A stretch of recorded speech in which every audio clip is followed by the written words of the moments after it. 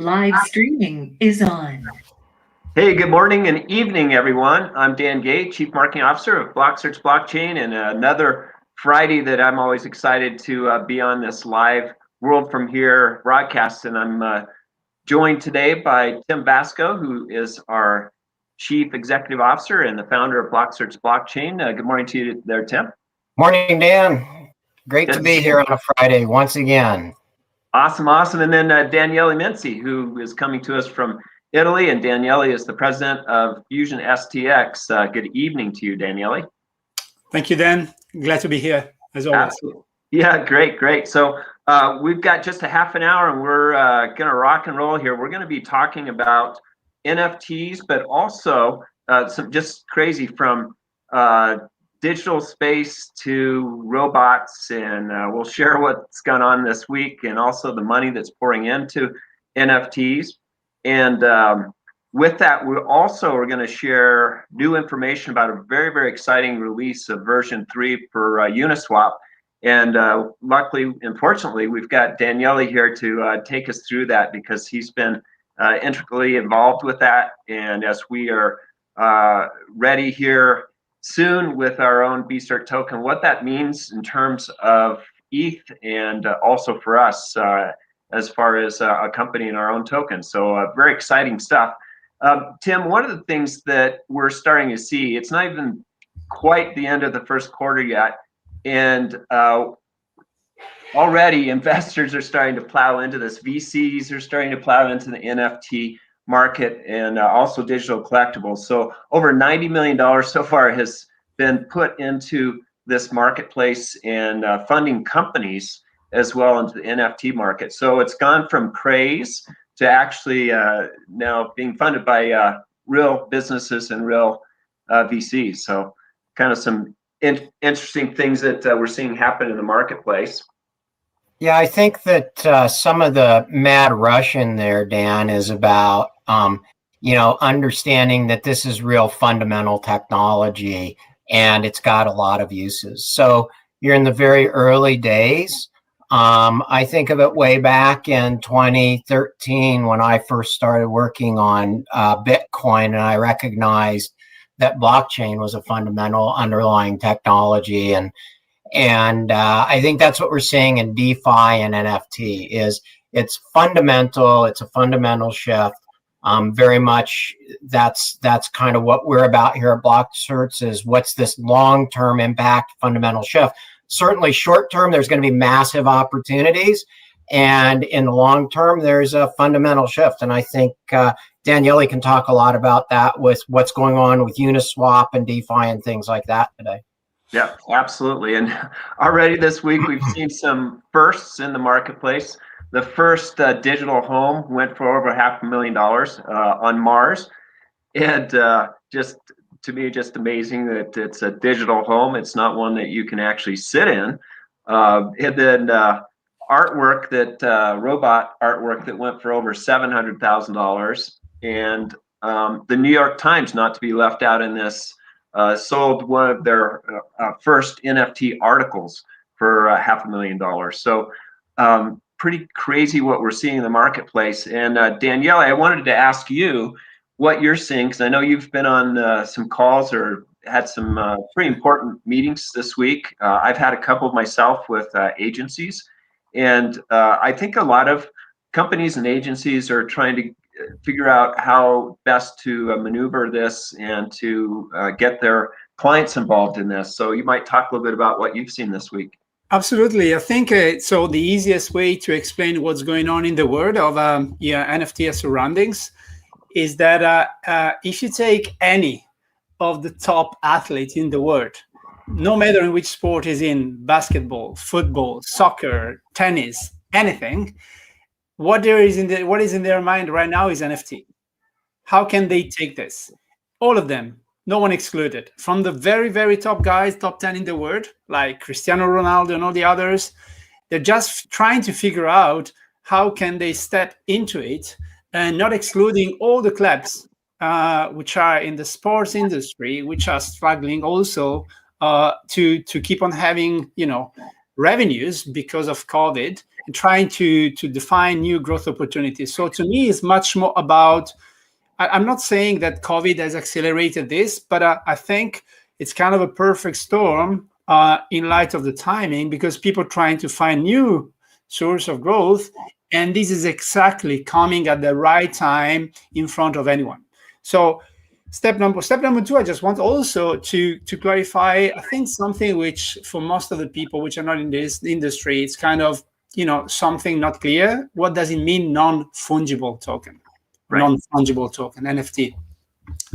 And because there are three standards under which fungible and non-fungible tokens are being created. The so common Ethereum standard is so-called ERC20. It's mostly used for fungible token.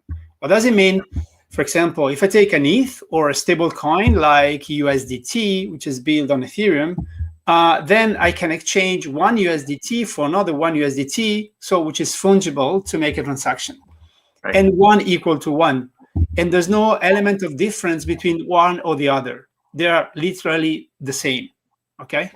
So built on ERC20 standard, the ones that govern the smart contracts. But there is a new standard called ERC721, which is the one being used to develop CryptoKitties, which is one of the former application of NFT, which identify every single token being different from the next one.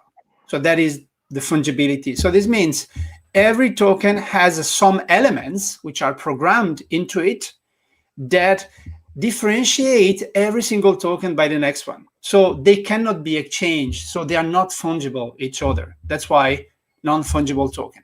And there is a third standard, which is pretty new, which has been deployed a few months ago by a company called Engine, which is ERC1155.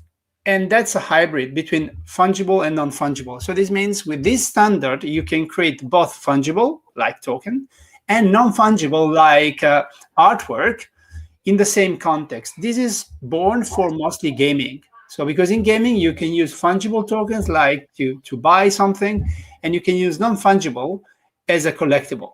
So you can build a business model where you have both. So I hope that after hearing this, it will be clear what does it mean non-fungible tokens. Well, actually, that's the first I've actually heard of a simplistic explanation of what that means. I've been reading a lot, and we obviously are talking with a lot of clients about what's happening. So that great explanation of it, Daniele. Cool. And I had a conversation with a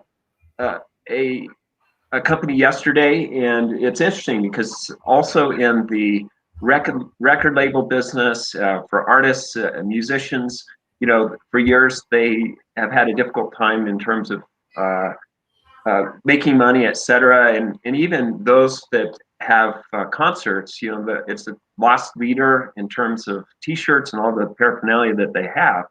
And what's pretty exciting about this is that taking us back to Tim, you and I, when we were buying records, and it was pretty exciting to see the artwork on Dark Side of the Moon or whatever record that you had. And with records going smaller and smaller to cassettes and DVDs, etc., and you're throwing them in your car, the value of the label and of the visual kind of went away. But what's exciting is that bands are now talking about re-energizing the value of that through NFTs. So, well, I think that one of the things that we're seeing too is this kind of idea of intellectual property. Right. So IP, you look at this New York Times article, or you look at these digital pieces of art, or anything really, any kind of asset, houses selling and things like that. But you can also identify this as the new trademark or IP, intellectual property that can be clearly proven, right? It can be clearly tracked. It can be clearly recorded.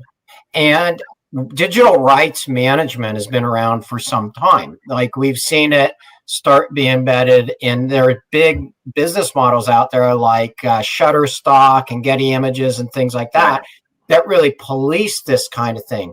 NFTs bring that at scale available to anybody. So it's not just about images or little video footage that you have to police across the net. You can literally turn this on and own this.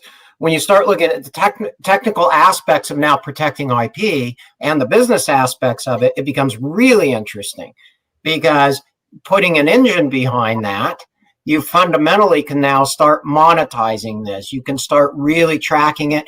You can even obfuscate certain things out of your digital piece to make sure, or out of your asset to make sure that it can't be used. Things like that. So this is very early days. It does have a lot of validity. A couple years ago, Dan, you'll remember we spoke to the I spoke to the International Property Conference, and we really kind of foretold that some of this stuff was going to be possible on blockchain, and now it is. It is. And you said something that's really key, and that's track. And, because track and trace is an important blockchain, supply chain, seed to sale, et cetera, we're applying something that we built out for businesses for tracking products that now is enable us to, as you said, at scale, track many things around the world in a digital format. So we saw a house being sold, for example. Well, behind a house is a lot of things going on. There's the home, the physical asset.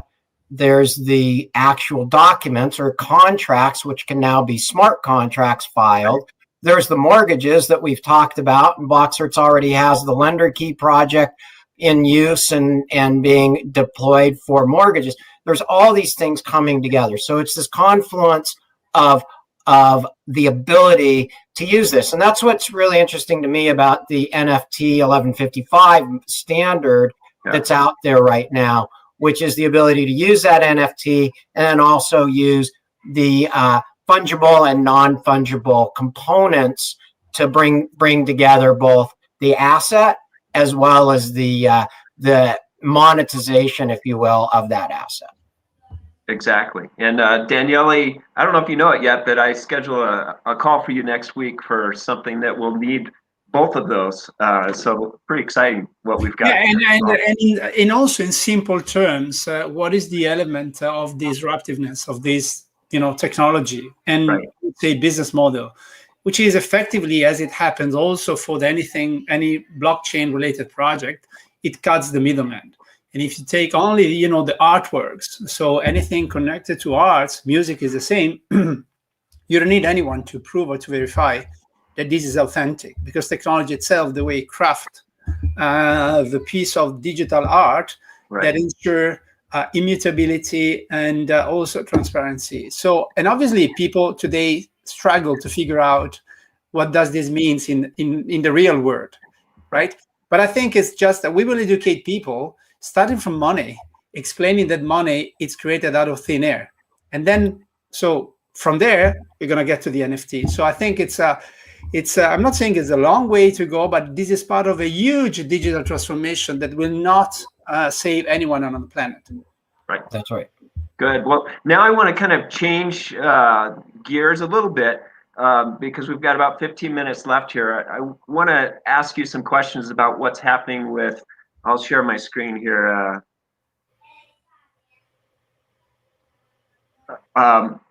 Just with the amazing and exciting version 3 that's coming out with Uniswap. And fortunately, we've got Daniele here that can tell us why this is very, very important for ETH, but also critically important and very exciting news for the BCERT token as well. Yeah, let's start from the beginning. Saying from the beginning, way back. Anything people have learned about DeFi can be forgotten, because there is a new word now approaching us, which is what Uniswap is introducing in the DeFi space. More specifically, so if you remember, we introduced the concept of liquidity pools out of Uniswap. The fact that over a decentralized exchange that does not perform KYC to anyone trading onto that exchange, eventually you can do two things. You can swap token and then you can provide liquidity, okay? So that's the main two use cases. And Uniswap launched the first version, the V1, the so-called V1, where only ETH tokens could be swapped. So this means you could swap a token A against ETH and the other way around, and you could provide liquidity in both ETH and the token A. Then V2 introduced the concept of swapping token to tokens without the need of providing ETH. That was the main innovation. And then there was a concept of liquidity provider. So you could have provided liquidity into any available pool. Eventually, you can create a liquidity pool and be rewarded at a fixed rate out of the trading volume generated into that trading pair. So the fee is 0.3% out of the trading volume. So for example, if that pair, that market is being traded with a volume of, let's say, 10 million a day, so who is providing liquidity is getting 0.3% out of the volume, okay? And is being divided pro rata depending what is the contribution of the liquidity. So this means the liquidity provider receive or earn a so-called liquidity token, which is kind of proportional to the amount of the liquidity they provided. Was a cool concept. It is still a cool concept, but we didn't figure out, at least most of the market did not figure out that once you provide liquidity, let's say you provide $1 million worth of liquidity into that market, how this liquidity is being deployed, how this capital is being deployed. It was not aware. So we didn't know it actually in detail. So in fact, this liquidity is spread across an infinite amount of price ranges, from 0 to infinite. But if you have a market that trade only in a certain range of prices, then you deploy just a fraction of the capital that the liquidity you provided. So this versus a big pool, versus big. So this means, let's say you provide $1 million worth of liquidity, and then that market trade between a range of 0.99 cents and $0.99 and $1.01. So this means that you, out of the 1 million you provide, just a fraction of it, say 10,000, is being used, because all the other is being dispersed across all the other price ranges that will never be used for trades and for execution. So this means out of the million worth of liquidity you provide, then only a fraction of it is effectively used. So this means you provide liquidity, so you risk your capital effectively worth 1 million, but only a fraction is being used, and you're rewarded for a fraction of it, not for the full amount of the capital you deployed. That's why Uniswap V3 introduced a concept of concentrated liquidity. So this means you can add a parameter, which is a price range under which you want to deploy your capital. So this means you want to deploy your capital, your liquidity, with the price range of 80 cents and 1.20, for example. So this means your liquidity stays within that range, concentrated. That's why it's concentrated liquidity. Right. So this means if trades happen within that price range, you are being rewarded way higher than you used to be, because there will be much more liquidity to that price range if you shrink the full liquidity that has never been used in the past to the narrowed range. So it's being estimated a 4,000x capital gain for all the market participants, which is huge. Wow. Huge if you see from the broad perspective. And Daniele, would you say that this is a decentralized hedge fund? Absolutely. This is exactly what a hedge fund does. This is what Wall Street is doing. Wall Street's been doing this forever with hedge funds, right? Yeah, you mimic the hedge fund of Wall Street, right? Playing in certain ranges and bet against the movement into those ranges because you want to get the higher piece of the biggest part of the pie if the price moves into that direction to that direction. And obviously, people want to trade in the tails because where there is more benefit there. So you want to move the price into the tails because you want to play solo in a certain range, and then being rewarded for 100% into that range where you can get a big chunk of money. So this is game changer for the DeFi industry, because and also there's a reward for risk too, because there are multiple layers or levels, correct? Absolutely. Yeah. Absolutely. And today, just to give a number, Uniswap today into the Ethereum-based DEX is getting, I think, 60% of the volume. And in terms of daily users, Uniswap is having 15 times a higher number of users versus the nearest competitor right now. Plus, they're deploying These a big chunk of technology. Plus, not to forget that the core software, so the core part of the protocol, is patent protected for 2 years. So, and I also noticed. So the integration part, it's an open source, but the core part, so the mathematics behind all this stuff, it's protected by a patent. It's not a patent; it's licensed for 2 years time, and cannot be reproduced. There's a kind of copyright for a period of time. So I think if we combine this with scaling 2, meaning so the layer 2 on Ethereum, because Uniswap V2 will start on the mainnet on the 5th of May. So, and essentially there will not be any change into the fees, so still high. But they will launch somehow between the first half of May and the second half of May with effective layer 2, which is optimistic. So under the company optimism. And they claim they expect to get fees going almost to zero. Because right now, if you want to activate a smart contract on Uniswap, it costs you $50 to $100. So you cannot trade stock penny, or you cannot trade $300 if you have to pay $100 just to execute a trade. Right. Well, and I understand just in this last week, trading volume was about $2 to $3 million a day. And just in the last week, trading volume has spiked to over $7 billion over the week. So that just goes to show how popular and how the growth of this will continue. Right now is about 30 billion a month. Yeah. And March was a little bit calmer than February and January. But I think March is usually it's a little bit calmer than the previous months because of seasons.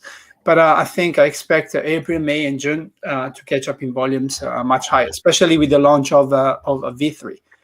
And there's a couple of other things I think it's worth mentioning, which is number one, as I said before, liquidity providers receive a fixed reward 0.3% based on trading volumes out of the liquidity. And with V3, there will be 3 price ranges. Range number 1, range number 2, and range number 3. Range number 1, it will be rewarded at 0.05%. Range number 2 at 0.3%, and range number 3 at 1%. The difference will be between stable coin, main coin, and exotic coins. Okay, so then there will be a different type of rewards, which is pretty fair. So I expect that most of the people would trade at least most of the volumes in the first 2 tier, 0.05% and 0.3%. And those that want to trade on very extreme or volatile assets, then will be rewarded at 1%, but they will take considerable capital risk and impermanent loss risk. So the net of that, well, many great benefits of that. Number one, the fee structure, that's awesome compared to today. Concentration of liquidity, incredible. And then also you just have more options than what you have more capital. You have definitely the biggest advantage is a higher capital efficiency, lower fees in the medium term. There is a drawback as well. And the drawback is that right now, if you deploy liquidity, then you earn liquidity tokens. Then you can exchange. So they are fungible tokens. Right. But into the new concept of V3, you're going to get NFTs, so non-fungible tokens. Why? Because you provide liquidity into a certain price range. So you cannot exchange, for example, my liquidity tokens with your liquidity tokens, because I deploy liquidity into that range and you deploy in a different range.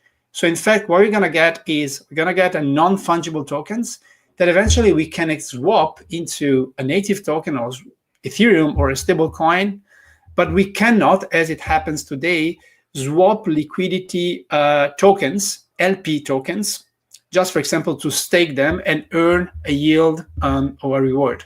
So that's a little bit a drawback, but I think I already seen a couple of companies that are already building kind of a protocol that will allow them to seamlessly swap tokens each other. So that will be, that will create a layer of user experience on top of Uniswap, meaning that will not be addressed by Uniswap, but will be addressed by others that will step into the opportunity to allow those tokens to be swapped each other. Well, we've actually done that with Blocksearch. Yeah, So absolutely. Yeah. So both of these two items that we've been talking about, NFTs and also what's happening with Uniswap, just go to show what's happening in the digital world and what we're seeing continue to expand and converge in terms of digital track and trace and managing your business digitally, as well as having the ability to swap Uniswap tokens and be more open to do more things than being tied into traditional networks and traditional financing and the traditional banks, et cetera.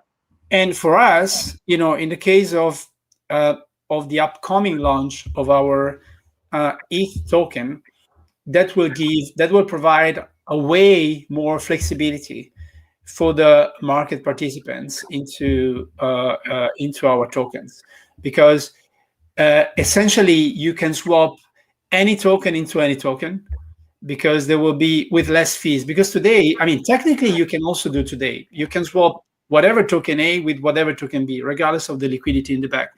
The problem today is the fees, because you have to swap across different liquidities.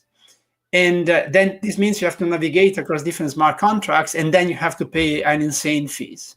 So even though technically you can do tomorrow, then you can do a fraction of a cost. So you can swap your, for example, wrapped BSER token to whatever token you like the most, the CryptoKitty like whatever, and at the fraction of the cost that you're going to pay today.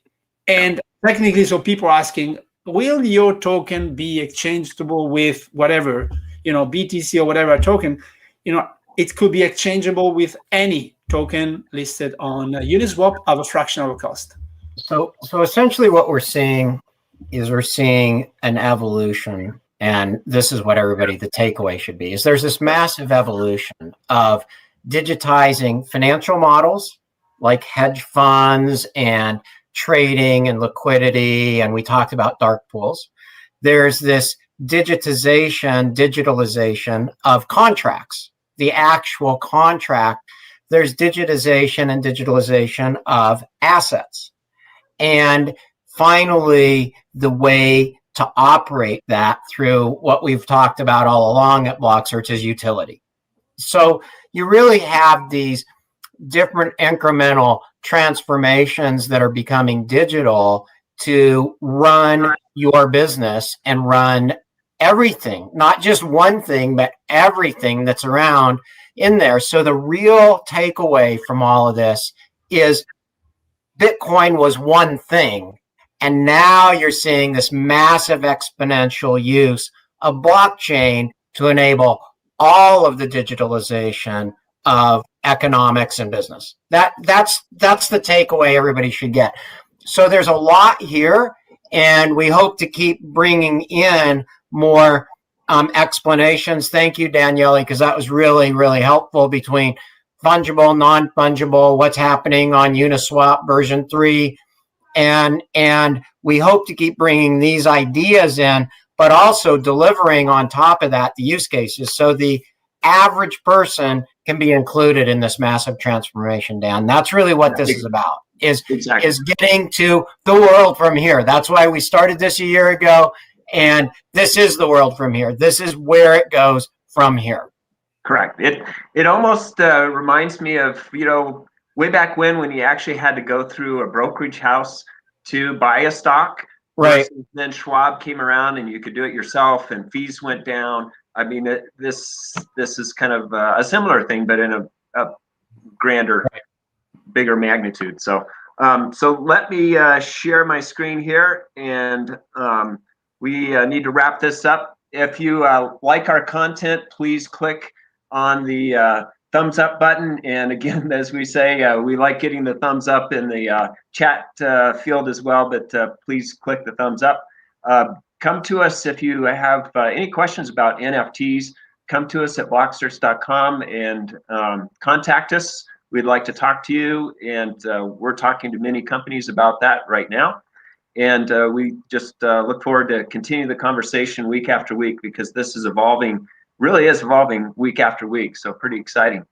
Tim, so So get digital, stay safe, stay healthy, and thank you. We'll see you next week with more updates on the world from here.